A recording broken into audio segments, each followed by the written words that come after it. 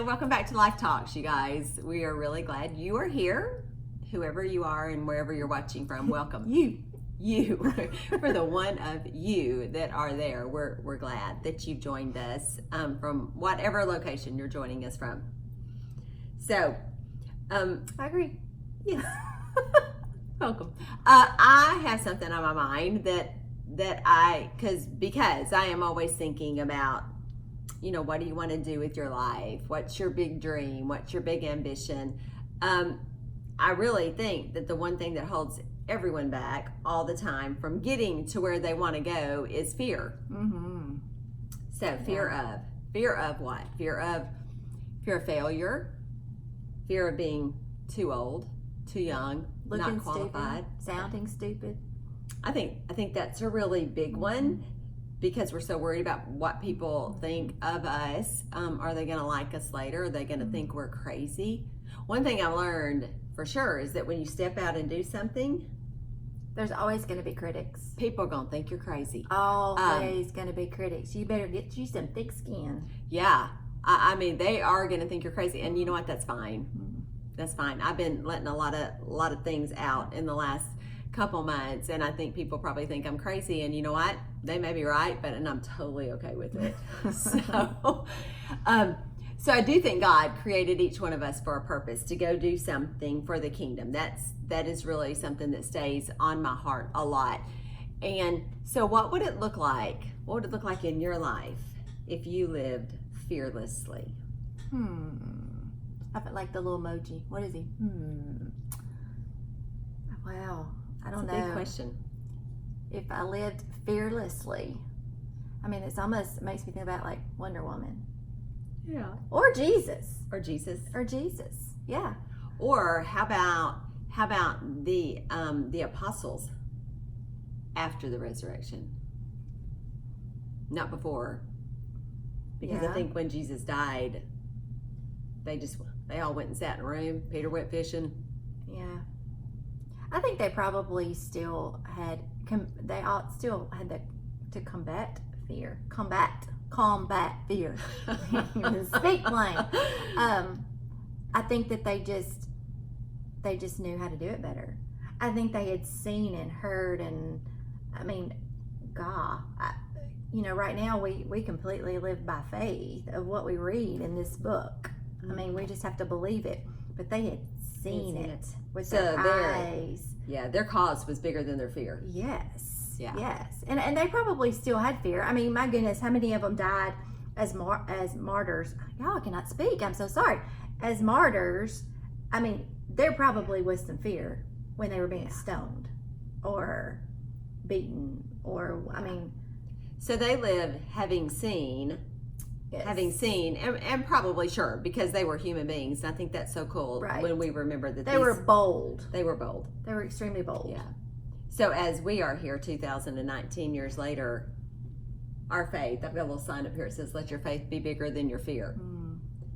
And that's hard. But don't you think that people would just be out doing amazing things all the time if we didn't let the voice in our head just continue to talk us out of it?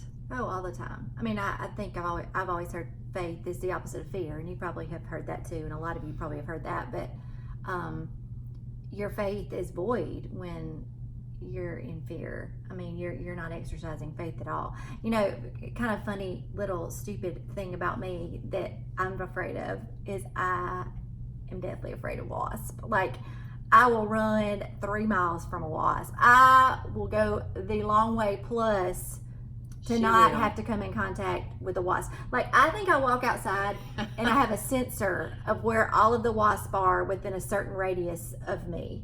It's ridiculous. I mean, it's completely ridiculous. My husband laughs at me. Sheila laughs at me. I mean, we'll be showing houses and I'm running from or I won't open a door because of a wasp. She'll just get back in the car. Yeah, and it's not even logical. Because fear. She's never been I've never been stung. Never.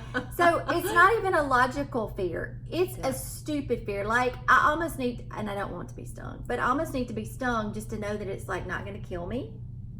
Do you want me to just pinch you? No. But it's not normal.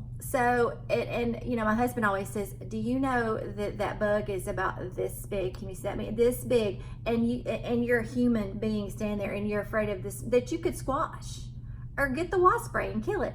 I won't even kill it with the wasp spray because I'm afraid it'll get mad and come after me."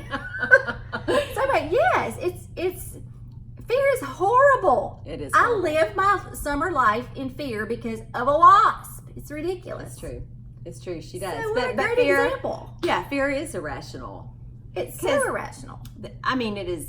I mean, fear and worry, they are partners in crime. Oh yeah. For sure, because you're fearful of something that's probably not even going to happen, or the other side of that is, what if it did? Well, and that's like with the wasp. It's not going to kill me. And I've never been stung, so y'all, I don't even know if it really hurts. I mean, I know nothing about it, but I'm so afraid of it that it changes the way I act. It changes my whole sense of safety when I'm outside.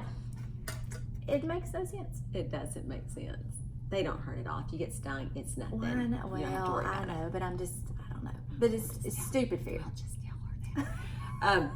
Anyway, but I do love the thought of being fearless and being fearless in our faith. And you know, Jesus said, the Bible says, I think 365 times in the Bible, to not be afraid.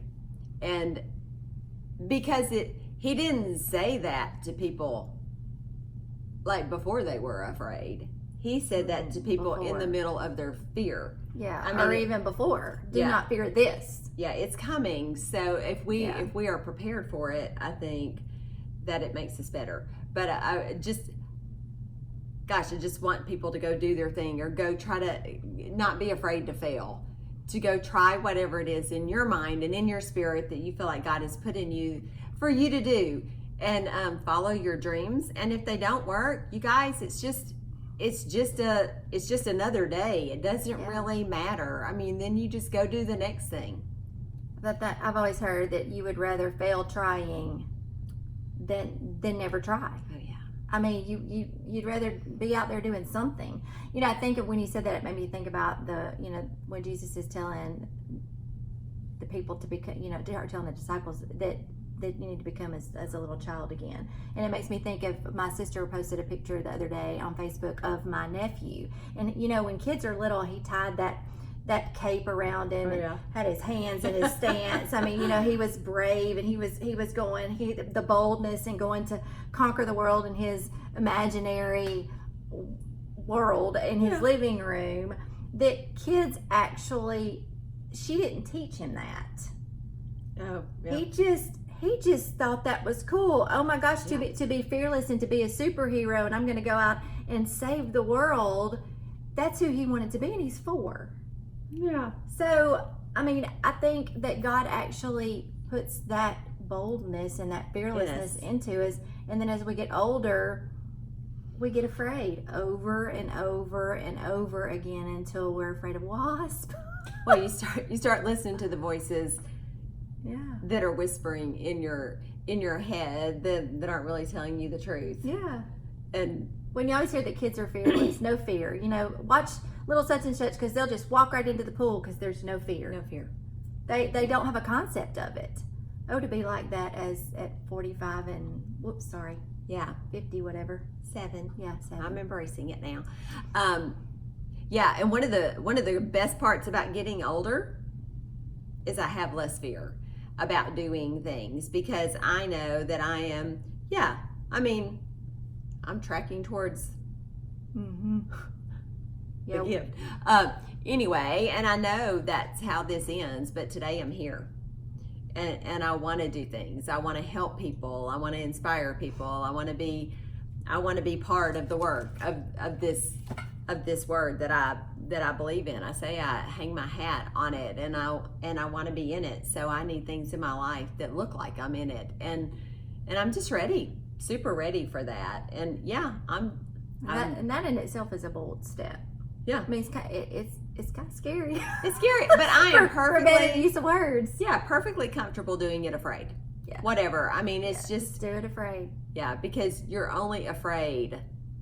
It doesn't last forever. once you overcome that, I mean, there's the next thing to be afraid of or to fear, but I'm not going to stand still and sit on my hands anymore. And I think once you get on the other side of it, you know, I mean, it's, it was irrational, and it could be better. I'm thinking of, like, you know, if you're gonna go into have a surgical procedure or something, and then you're nervous, you're anxious, you're scared, you're a little scared because you don't know what the outcome is, but obviously you're there for a reason, because you're in pain, you've got a broken bone, you got whatever it may be. But on the other side of the fear after the surgery, you're better, you're fixed, you're like, whoo, okay, that's over with. I'm glad I'm on the other side of this. And maybe, you know, it was worth it. It was worth to go through all of that to get to health or whatever. So, I love the old saying, the gold is in the dirt. You got to dig for it. You got to get down there and dig around and find it, and be okay getting your hands dirty, and be okay, digging somewhere where there's not. Then you just go dig somewhere else. But you are made. You are made and designed and knitted together uniquely for a purpose. And we want to be here to encourage you to go find yours and to live your dream. All right, you guys. That's all we got today. Have a great day. Bye, y'all. Bye.